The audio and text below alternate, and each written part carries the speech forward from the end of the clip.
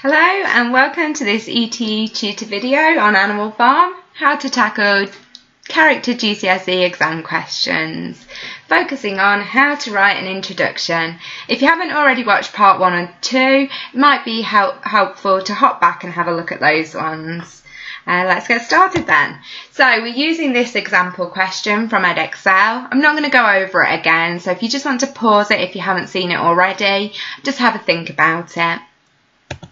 Okay, then what I've got here is my original plan that I came up with, and I've just got the introduction in front of me and the conclusion in front of me, so I can just consider those things as I'm going on to actually write this introduction. Okay, some top tips here for you.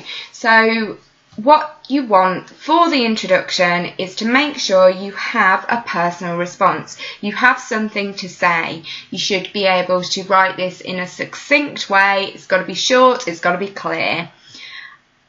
Some teachers advise against writing an introduction. There are loads of different ways of doing this, so the best thing to do is just keep trying and find one that works for you.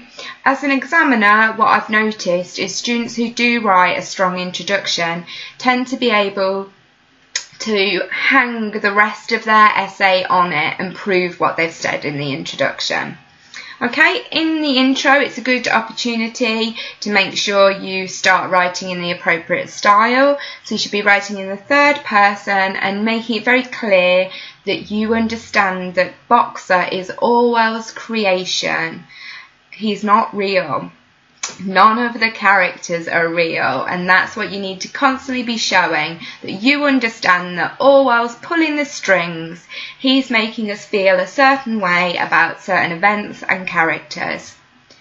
In your introduction, you can also use it as a starting point for your assessment of the novel's context. By this we mean how the context figures within what Orwell has chosen to write about. If you make this clear in the introduction, it's going to be so much easier to keep focused on the context, keep referring back to your intro and making sure that you use your subsequent paragraphs to prove what you've argued in the introduction. Okay, so I've got my original ideas for my plan over there on the left, and on the right I've got my first sentence. So I'm going to say, George Orwell's Boxer plays a significant role in his dystopian animal fable. Pretty straightforward. My personal response is that Boxer's role is significant. I'm also showing the examiner that I've got an idea of what genre Animal Farm is. If you're not clear on any of those terms, make sure you do a little bit more research.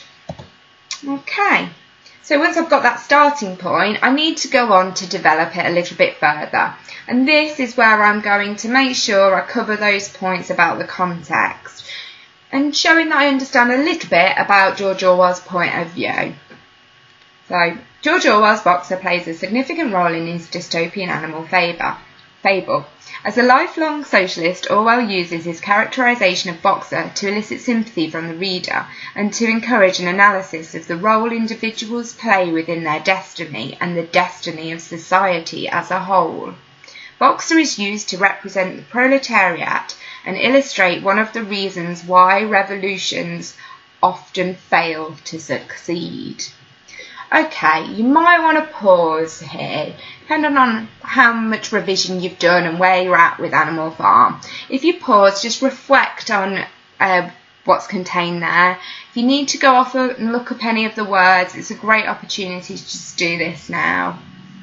Okay? So, I'm thinking, yeah, I'm doing pretty well. I'm covering the context. I'm showing I understand Orwell. I've got something to say. I've said that he's used to represent the proletariat, so I can prove that. I've said that he's significant. I've said that he's designed to make the reader feel sympathy for him. So something that I'm missing is a comment about the themes. So time to wrap up the introduction. You've got what I've got so far on the left, so have a read of that, pause if you need to, and then I'm going to close the introduction with this final sentence. Boxer's inclusion in the novel allows Orwell and the reader to analyse events within Soviet history, Marxist theory and many themes such as language and power and corruption and tyranny. Okay, again, I'm talking about context, and I've selected 2 themes that I feel are really relevant to what I'm going to argue and the character of Boxer. Okay, so hooray, we've got it all together there for you. Again, you might want to pause and have a read while it's all in one place. Sounds good in theory. I really hope that things are getting a bit easier now. You might be thinking, that's alright, but I'm still struggling with my conclusions. Don't worry, you can have a look how to write these in part 4. Part 4, not parts 4. Okay, thank you all for watching. I appreciate you so much.